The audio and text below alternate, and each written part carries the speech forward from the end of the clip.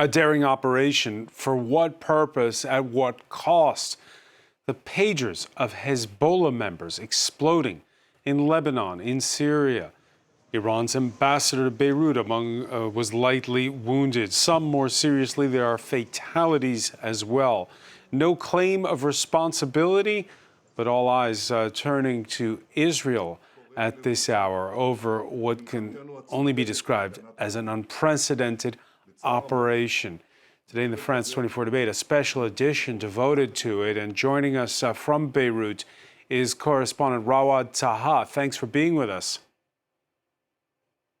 Thank you so much. Good evening to you and to all our audience.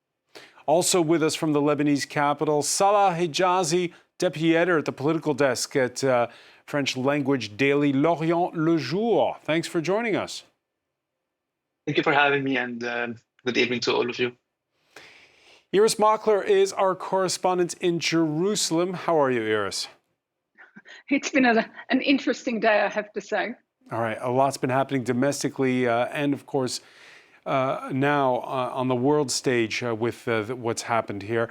Dominique Trinquant, a former UN general stationed to South Lebanon. Yeah. Thanks for being with us as well. And monitoring international reactions, France 24's Philip Turl. How are you? Hi, Francois. Fine, thanks. It was 3:30 p.m. local time. Surveillance cameras in shops catching footage of it. Pagers of Hezbollah members exploding. All eyes, as we were saying, turning to Israel. Now, for years, militants of Hezbollah have been warned off using cell phones, preferring Ethernet cables and pagers to do their communications. Old school. It seems as though there's been a massive security breach. Rawad Taha, what's the latest? The latest news we're getting is that the number of those injured across Lebanon has crossed 2,750, according to the latest toll from the Ministry of Health in Lebanon. Now, this is a very significant number. It is close to the number of injuries we saw 4 years ago during the August 4 blast in 2020 in Beirut. Most of those injuries were in Beirut's southern suburbs in the south of Lebanon, some other injuries in the Bekaa Valley. The number of those killed in this security breach and in this series of pager devices explosions is at least 9, mostly Hezbollah members. However, also civilians were killed. We're mentioning a 3-year-old civilian girl who was killed in one of those explosions in the Bekaa Valley. The death toll is on the rise and the number of injuries is on the rise. Hospitals are at full capacity, especially in Beirut's southern suburbs, across the entire city of Beirut and in southern Lebanon. Calls for blood donations were activated across all regions in Lebanon. This is perhaps a very serious incident. The afternoon hours in Beirut were very chaotic. This is how we can describe the scene until this moment. Salah Hijazi, mid-afternoon, I suspect you were in the newsroom where you are now? Yep, exactly. What was when did you first start getting word of this? It was around 3:45. We heard explosions in the Beirut suburb, which is not far from where our office is, and we started to wonder what kind of strike or what kind of attack it was. We were actually very surprised by the nature of the attack. I think this is completely unprecedented on so many levels. Yeah, unprecedented. What these pagers? Are they something that? Are they a known quantity? The fact that all Hezbollah members were using them. I'm almost old enough to remember when pagers were a thing before the cell phone. It is well known that Hezbollah prefers traditional methods of communication, especially since Israel has so far successfully infiltrated many of its communication networks.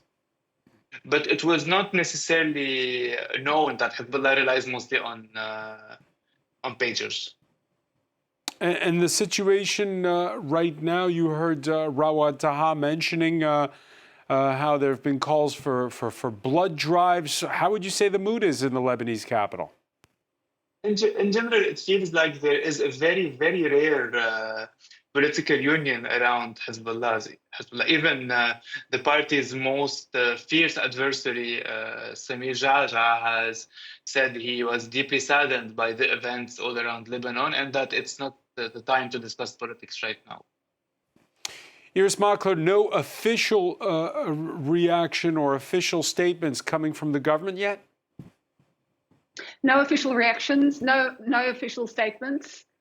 And I think what that means is that Israel has returned to its policy of not confirming or denying any events that happen outside its border. We've seen a small change in that during the past year since the Gaza war began.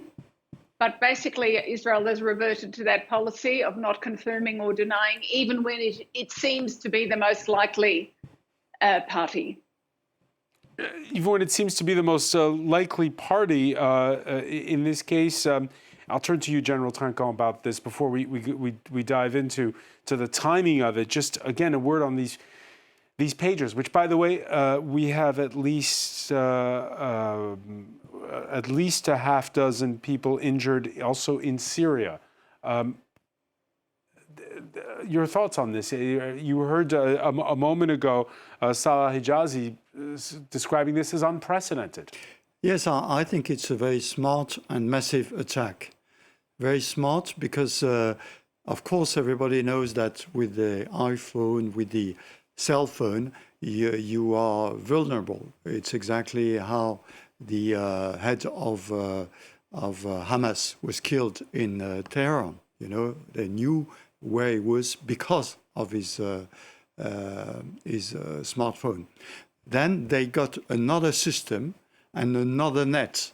And what is smart is to have identified this net and to be able to attack through this net all the people who were wearing that. Not only attack them, but as we saw the picture, in fact, send a signal initially. So the people took to look at what was happening. And at that time, the battery probably exploded. And so that's why it was very smart. And secondly, massive, because as you said, not only in Lebanon, but also in Syria, all the people who are linked to Iran, including the ambassador from Iran in Lebanon. So I think in the way of this is Israeli probably attack, you are no longer bombing, massive bombing, but you attack directly the people with very, very few collateral damage. You've got collateral damage, but very few of them. And you are targeting directly the people who have this. Is it an escalation or a warning shot? Neither. My impression is neither. It's not a warning shot. It's just, we've got to kill these people. We've got to diminish their capacity to attack us, and so we'll strike them. But you're talking as if it's all-out war, which, despite the daily strikes across the border we've had since October 7th, right now, it's not an all-out war the way it was in 2006 between Israel and Hezbollah. Yeah, is it an all-out war now? No, I think really you're talking about the war in 2006, where I was dealing with that very closely. And I think that the Israeli had learned the lesson from this attack. And they don't want to go inside Lebanon, but they want to strike. And they've got different way to strike. And this is a way of striking the leaders of Hezbollah. Philip Turrell, your thoughts on this, particularly the international community has been watching efforts to wind down the war in Gaza. Well, I think this is definitely not going to go down well amongst those who want to see some kind of peace deal coming along pretty soon. I think this is putting Hezbollah in a very difficult position because Hezbollah's got involved in this war, saying that it wants a ceasefire deal in Gaza with Hamas, and it will carry on until that ceasefire deal is signed. Well, there's still no ceasefire deal.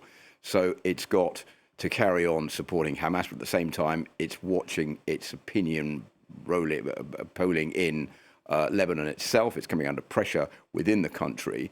And this is certainly, I think, going to put the cat amongst the pigeons as far as the security breach is concerned. How on earth was this possible? Where did this security breach happen? How did these beeps manage to get into the hands of someone who has fixed them? I think, having listened to a lot of reports today, it appears that this may have targeted senior Hezbollah members in the fact that they're the ones who are holding these appliances. And it would be quite hard to set this up without knowing exactly who has what appliance, what the appliance is, and get the serial number to be able to program it to explode when it was taken out of the pocket. And there are other rumors going around that to make this even more of an explosion, there would have to be explosives in there, just like we saw back in 1996 with the assassination of Yahya Ayash, when he was the main bomb maker for Hamas, and he was assassinated by Israel using a cell phone in exactly the same way as we've seen today. So there are a lot of questions being asked right now, but I think certainly this is going to put Hezbollah into a very difficult situation concerning its own breaches of security. How on earth did that happen?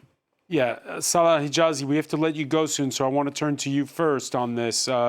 First of all, the breach of security, and also comment, if you will, the statement put out by Hezbollah, the Reuters news agency translating it as saying that they will mete out, quote, fair punishment. What do you make of that?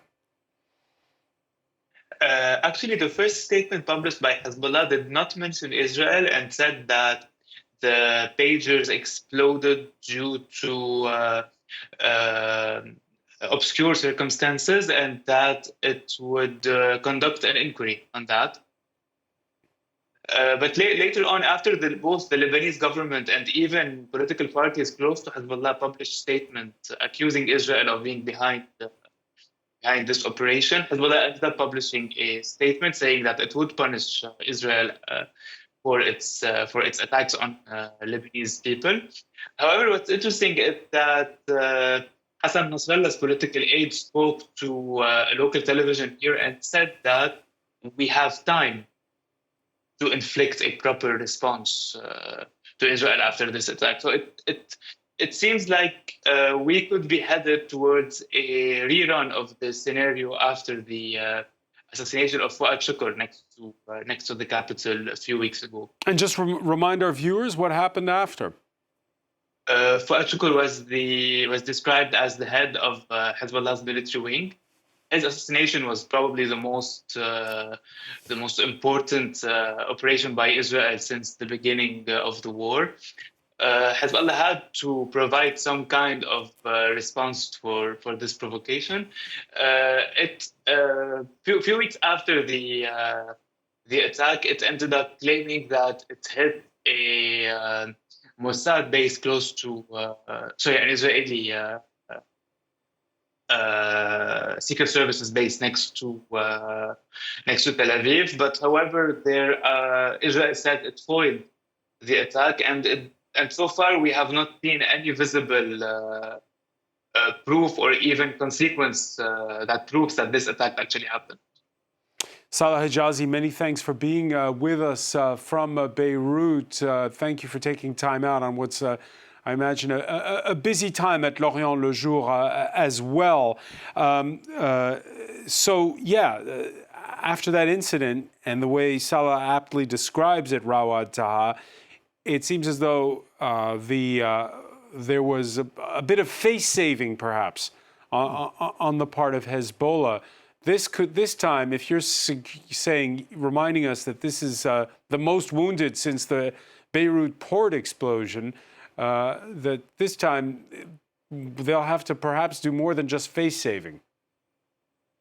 Definitely, there's no face-saving this time. So, in the aftermath of the assassination of one commander, Fuad Shukr, Nasrallah could have easily said back then that we retaliated. We sent out a number of drones and missiles that targeted central Israel and Tel Aviv and its suburbs, even without any proof whether those missiles made it to Tel Aviv and central Israel.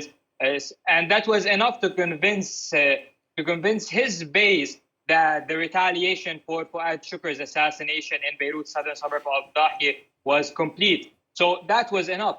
But with a scene of more than 2,750 injured, mostly Hezbollah members, those people have their relatives. This has a high moral impact on Hezbollah's popular base in Lebanon. It is nowhere to be compared to any of the precision targeted assassinations which happened within the past year, which also brings up the fact that is not the first major security breach that Hezbollah saw during the past year. We saw the assassination of Hamas officials in January 2024. We saw the assassination of Fuad Shukr in a precision airstrike a few weeks ago. We saw the assassination of a numerous number of senior Hezbollah commanders in southern Lebanon during the past year in precision airstrikes. In particular, the head of the Radwan unit, the head of Fajr unit, the head of the rocket launching unit, the head of the drones unit. So the security breach was already there. It was in the face of everyone. But on this scale, where more than 2,500 people are injured, mostly within Hezbollah's base, this is a big moral blow for Hezbollah and its base in particular. And the next few weeks will tell on what kind of retaliation Hezbollah could be planning for such an incident.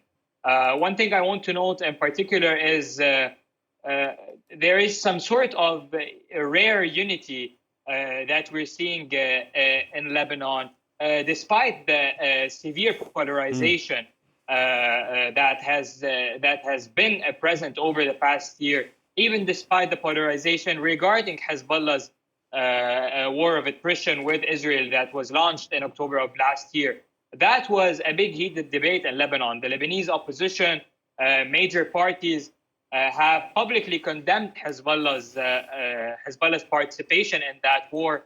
But today we see some sort of a sense of unity, especially in all those blood donation drives. Even the Ministry of Education has just announced a full closure of all schools, universities, tomorrow on Wednesday in a show of support and solidarity. So let me just briefly, General Trinquant, it's one thing, as Rawad is saying, targeted assassinations of commanders. It's another when it's like more than 2,000 people, victims including innocent bystanders like a little girl. I think that, So is this... as you know, Lebanon is in a terrible situation. People don't want war in Lebanon. And so the fact that the Israeli target directly Hezbollah and are not invading and making war in Lebanon is very important for people living in Lebanon. And so I think that's the way the Israelis are doing, is targeting directly Hezbollah people and not bombing, for example, Beirut, the south of Beirut. You've got 2,000 So this is people. not a declaration of war as such? I don't... It's war. It's a way of doing war. It's a different tactics. The strategy of Mr. Netanyahu is the same, but the tactic is different. We are not invading Lebanon like in 2006. We are just targeting the people who are responsible for attacking the north of Israel. And I think it's a different tactics, but that's war. Iris Makler, breaking news, the Israeli military stating that senior commanders have held a situational assessment and no changes in the instructions to civilians, but added that people are asked to remain alert and vigilant. Yes, that's the kind of announcement that comes when Israel is not actually clear on what's coming next. And the fourth war for a moment and go beyond the Israeli denial and say that it possibly was an Israeli action. The question that's being asked here is, if it is a new tactic, smart war if you like, as the general suggested, if it is a new tactic, what's the point of it? Just because, Iris, I'm going to interrupt you just because we're having issues with the audio. We're going to try to to fix that. Apologies for that. At this point in time, we can go to Washington. Aaron David Miller is a former State Department official, senior fellow at the Carnegie Endowment for International Peace. Thanks for joining us here in the France 24 debate. Thanks for having me. Is this an escalation? I mean, by any standard, yes. It's an escalation set within the context of one of the two wars of attrition that the Israelis and their two non-state actors, Hamas and one state actor, Iran, have been engaged. I think it's in terms of the degree of humiliation and embarrassment suing the Israeli responsible. I don't think there's much doubt in that. Who else has technology and the expertise to pull off something? I think in the wake of October 7th, the Israelis have determined to restore their operational expertise and superiority. You saw that in the killing of Shukr in July 30th, the assassination of controlled of Ismail Haniyeh in Iran, and now this escalation. Yeah. Aaron David Miller, we're gonna interrupt and reconnect with you again. We're having issues there. Apologies. The Skype gods are not with us. We're going to try to fix the audio connection and get back to you. All right. So there, Aaron David Miller stating that it does feel like an escalation, contradicting what you were saying, General Tankon. No, I mean, my point, which is not, of course, just my point, is that they are continuing the war against Hezbollah. They have been targeting with bombing in Tyre, in several parts in south of Beirut. Then, because they have to establish this capacity to target all these people at the same time, they were ready to do it. They are doing that. And that means that my point of view is now they don't want to invade Lebanon. It's sufficient to target like that leaders and all these 2,000 people at the same time. And in Syria, don't forget Syria. I think what we're seeing here is what I suppose you could best describe as precision warfare, precision attacks. What I don't think Israel wants to do, because it knows that it's under a lot of scrutiny by the international community, and there is pressure within Israel itself saying we could create another Gaza Strip in Lebanon if we wanted to, especially in the hard right. I don't think what Benjamin Netanyahu wants to do is to do that. He wants to destabilize Hezbollah, but he doesn't want to be seen as going in and being responsible for killing civilians in Lebanon, because that would certainly put more international pressure on him, which is quite hard to bear when it comes to what is going on in the Gaza Strip. So what he's saying is, okay, we need to get to Hezbollah. We need to hit Hezbollah because independently we are hitting Iran. And one of the ways of doing that is exactly what we've seen today, to get those Hezbollah members directly with attacks through their pagers.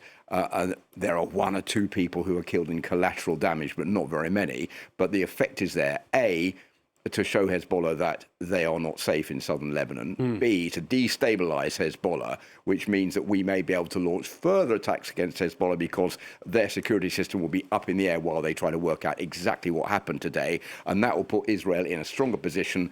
And at the same time, we're not in any danger of attacking Lebanon or civilians there. There's a domestic context which we now need to broach here. First off, let's show you the front page of today's Jerusalem Post, the English language daily in Israel. Israel won't be shackled in defending the North. The article quotes Benjamin Netanyahu on Monday, met with the U.S. Special Envoy to the Middle East. Netanyahu, who appeared to be answering the pressure of the some 70,000 displaced near the border with Lebanon when he addressed the cabinet on Sunday. The status quo will not continue. That requires a change in the balance of power on our northern border. We will do everything necessary to return our residents safely to their homes. I am committed to it. The government is committed to it, and we will not settle for less than that. And we're back with Iris Makler. Does making pagers of Hezbollah members explode, is that part of doing everything necessary to make their Israel citizens return safely to their homes? You know, that question, that precise question, was being discussed on Israeli television, where the fourth wall has been broken, and there has been some kind of acknowledgement by the journalists, if not officially, that perhaps this could have been an Israeli military action. And what they were saying is, how does this make people safer? People who have been displaced from the north of Israel, as they have in southern Lebanon, how does this action make them any safer? How will it more quickly return them to their homes? And there hasn't been an answer to that. You know, even if you admire it as smart war, as the general suggests, a different way, a different tactic that is where there is less collateral damage and the actual targets are only Hezbollah members and fighters. Even if you see it all in that context, how does this bring about an end to the fighting in the north and the end to the daily numerous rockets that Hezbollah fires in to northern Israel? So that is a very legitimate question that you've asked and that the Israeli media are asking too. Yeah, Rawad Taha was telling us earlier, Aaron David Miller, how the Hezbollah can't do just some kind of symbolic strike here this time. They're going to have to respond because there's so many injured, and you know the victims include children. What's the calculus in Israel? Is it again to try to shore up the north, or to get ahead of that U.S. pressure to wind things down? Well, first of all, I'm not sure. When we talk about U.S. pressure, you'd really have to demonstrate empirically when in the Biden administration has applied normal human regard as significant or sustained pressure with respect to Israel. I made the point before it's an escalation. I did not mean to suggest that we are irrevocably toward what the Middle East has never experienced before, which is a major regional war, a multi-front war. What I suggested is that Israelis, and since this action probably was an Israeli entry, Israelis are involved in 2 wars of attrition with 2 non-state actors and with Iran. Those wars of attrition, there are no solutions to these wars of attrition. You can look at the last 11 months of Israel's strategy with respect to Hamas. Military power means to an end. It's an effort to establish and attain certain realistic political goals. The Israelis have not demonstrated the marriage between means and ends when it comes to Hamas. I do not see how this operation is going to strategically allow the 60 to 70,000 Israeli citizens displaced from their homes in what is now, I might add, a security belt which Hezbollah has established not in southern Lebanon, but in Israel proper, which is a major accomplishment of Hezbollah during this war. I expect a Hezbollah response. It probably quantitatively may go beyond what Hezbollah has done before. I do not believe, given Hezbollah's vulnerabilities, however, that Hezbollah is going to unleash even a portion of its arsenal of high trajectory weapons, and particularly the precision guided missiles, which could do serious damage to Israeli infrastructure, military bases, and intelligence facilities. So again, another step in a war of attrition, which is going to continue. And if we're lucky, we won't trip or trigger into the multi-front war I alluded to earlier. When the day began, Iris Makler, and you were pouring your morning coffee, you were preparing for a whole different kind of drama, one palace intrigue, if you will, between the Prime Minister of Israel and his defense chief. That's right. That was true from my morning coffee till the attack in Lebanon, actually. I thought, because the Israeli media was reporting that this was going to be the night when Benjamin Netanyahu fires his defense minister, brings in someone from the opposition parties to shore up, broaden his coalition, replace the defense minister from there. That was the plan. I have heard some political political analysts saying it's still the plan, but it's been put off by this military action. And it makes you think about two things. One is if this was the wrong man for the job, if Yoav Gallant is not meant to be the defense minister, why is he there tonight? And the other is, if it's so important that he should continue in that role, then maybe he's actually good at his job, and why are you moving him? And that question is answered by Israeli political analysts by saying it's a political move. Netanyahu doesn't get on with Gallant, that's true. But what he really wants is a safe government that will last till 2026. He wants to ensure his political survival, and that's why he's going along this track.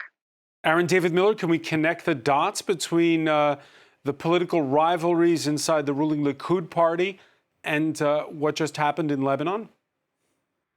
Yeah, the major dot connector is the reality that the organizing concept, the prime directive, if you will, of Benjamin Netanyahu's world is to maintain himself in power. I mean, on trial for bribery, fraud, and breach of trust in the Jerusalem District Court, 4 years running. He's due to start testifying in December of this year. We'll see if that happens.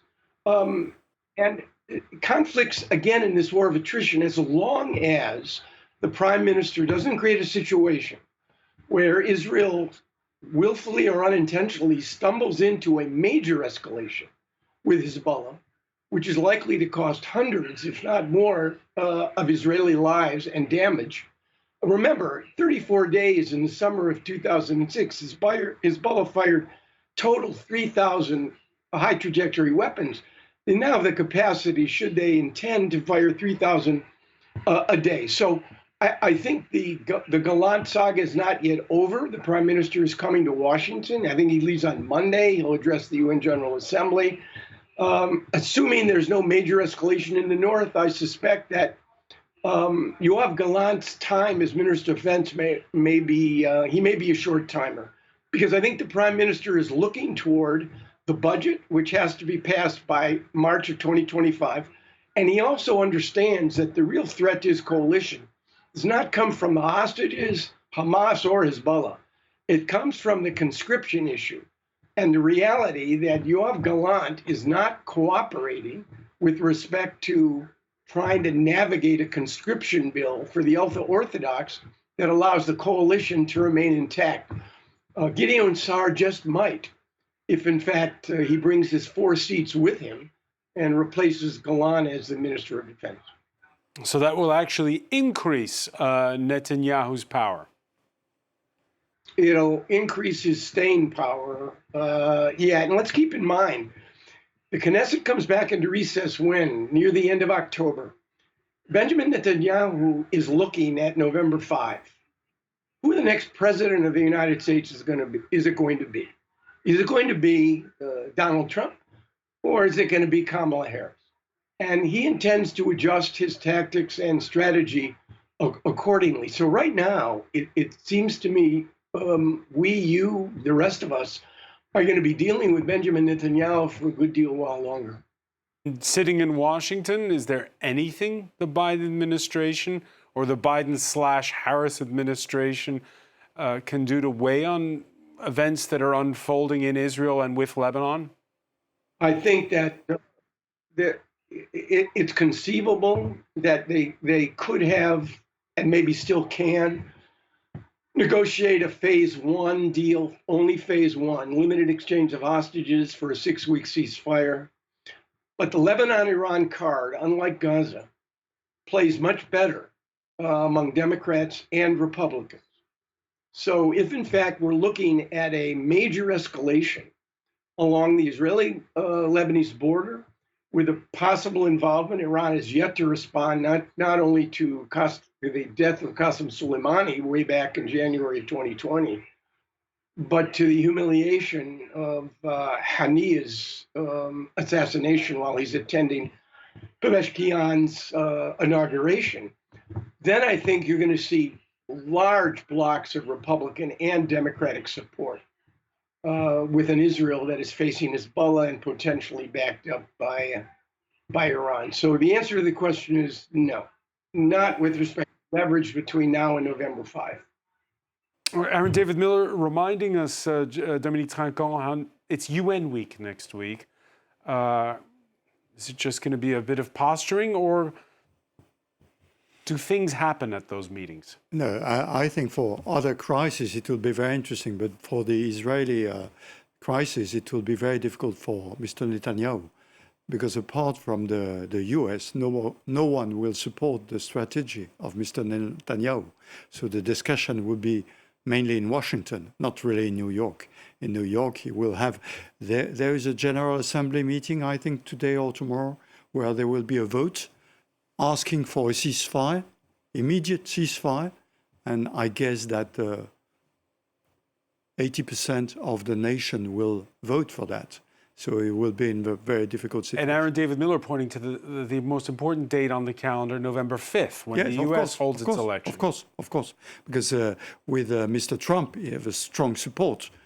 But it's probably the only support in the world on his strategy. So the problem is where, as Mr. Netanyahu wants to go. He will be really isolated, and even if he have the support of Mr. Trump. Iris Makler, at this point in time, are all the signs green for Benjamin Netanyahu? Again, I'm asking the question because we're trying to understand why these pagers exploded mid-afternoon in Lebanon and Syria. It's a very interesting question, that actually, because there are some suggestions here. I've seen some speculation that this wasn't actually a time that suited Netanyahu, because it was before he managed to do his sparkling political maneuver and to fire Yoav Gallant. So perhaps there was some suggestion that it was an accident, that it wasn't meant to happen exactly today. So that has been an interesting, flight of fancy perhaps, because Netanyahu is a consummate political animal. And in the middle of all of this war in the south, of the fact that Israeli hostages are still being held in Gaza, despite the fact that there are at times hundreds of thousands of Israelis on the street protesting about that, he goes on coalition building, making sure he can fire this person, put that one in, see what will happen. All of that, it seems to be his primary concern. So is the light green for him? I think the light is green for him as long as he can play everybody here like a violin. Rawad Tah, you were telling us earlier how where you are right now, it's all about blood drives, and there's a rare moment of national unity in a Lebanon that's usually divided. Are people thinking about what are the domino effects, particularly with a view of that towards that U.S. election? In particular, there is some sort of a common understanding over here in Lebanon that the Democrats, and in particular the Biden administration, and possibly any win for Harris in the U.S. is a continuation of the current U.S. policy towards Benjamin Netanyahu, where it is some sort of a pressuring Netanyahu into limiting the scope of the military operations in Lebanon. We've seen all the attempts by senior advisor and personal envoy to the Biden administration, Amos Hochstein, and his attempts to broker some sort of a ceasefire or sort of a deal. His continuous flights either to Tel Aviv and Beirut, calling for de-escalation. And in particular, and there is also some sort of a general analysis and conclusion that Hezbollah is kind of cornered. Hezbollah doesn't want a full-scale war. It knows its repercussions and wants this war of attrition to end as soon as possible. But Hezbollah is also cornered by its own decision to link this war of attrition in southern Lebanon to what's going on in Gaza. However, when it comes to the next administration, I think the presumptive analysis or conclusion among the Lebanese is that the Biden administration, the Harris administration, whether that would be a continuation of some sort of the same policies, is limiting the scope of Netanyahu's freedom in southern Lebanon. It's not giving a blank check for Netanyahu and the Israeli cabinet when it comes to the northern border, when it comes to a conflict with Lebanon. However, there are fears that a Trump administration and a Republican administration would be more some sort of a hawkish when it in terms of its dealing with Hezbollah and with the rest of the Iranian axis. So that's, I think, the general assumption here when it comes to the next U.S. elections. Either way, Aaron David Miller, does it feel like the Middle East is bogged down in a so-called forever war? It does, but again, no surprise there. I think what it also demonstrates to me, having watched this and participated, worked for Republican Democratic administrations, is that it is a rare administration. I think the last U.S. administration that had an effective policy had to go back to one of my former bosses, James Baker, and George H.W. Bush, that the role of the United States and the leverage it is prepared, not the leverage it clearly has leverage, if it were committed to using it, that the influence of external powers, including the United States, the UN, the ICC, the ICJ, the G7, is limited. And if you looked at the last 11 months, I think you would basically have to draw the conclusion that the Middle East is literally, and has been for decades, littered with the remains of great powers who wrongly believed they could impose their ambitions, their dreams, their schemes on smaller powers. And frankly, certainly in the Arab-Israeli arena, that isn't the case. So again, I don't hold out much hope for external pressure to remedy any of these ongoing wars of attrition, which I think will remain unsettled. One last point, and that is the absence of leadership. Anytime this region took a turn for the better, it was almost always as a consequence of leaders who were masters of their political houses, not prisoners of their ideologies. Anwar Sadat, Begin, the late Israeli Prime Minister Rabin, King Hussein, even Yasser Arafat, in his first incarnation with respect to the Oslo Accords. And that's what's missing from this region. The absence of leaders who are prepared to do good things, not because of external pressure, because they reach the conclusion, but for their own respective societies and peoples, trying to create and reduce prospects for conflict. It's a lot better than trying to stir the pot. And right now, the Middle East is in the hands of Hassan Nasrallah, the Ayatollah Khamenei, Yahya Sinwar, and Benjamin Netanyahu. And I think, I think that more or less speaks for itself.